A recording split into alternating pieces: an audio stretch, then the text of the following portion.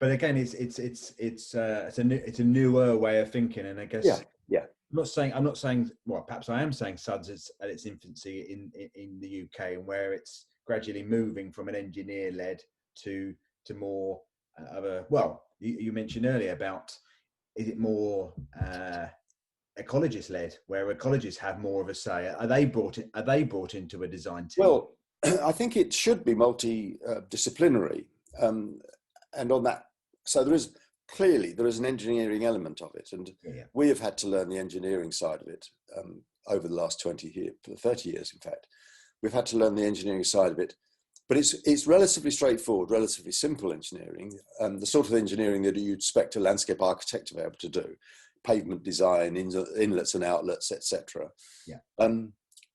Whether an ecologist could do what an ecologist could do is advise on optimizing the ecological value of something. Equally, somebody who's an urban designer, for instance, could optimize the urban value of that particular installation. So you either see it as multidisciplinary, that you need 5 or 6 different people in there.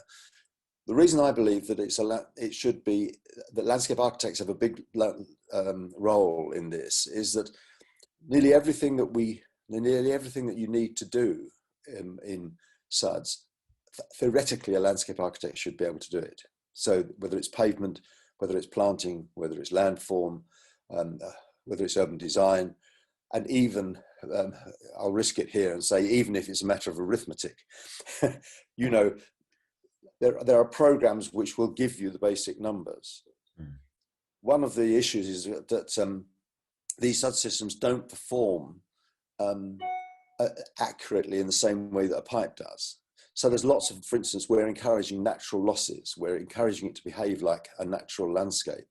And it can be very difficult to accurately get the volume. So if you've got the basic volume, usually our systems overperform because most of the time they're losing water into the ground or evaporation or through the leaves of trees. And so so Bob, can I stop you there? So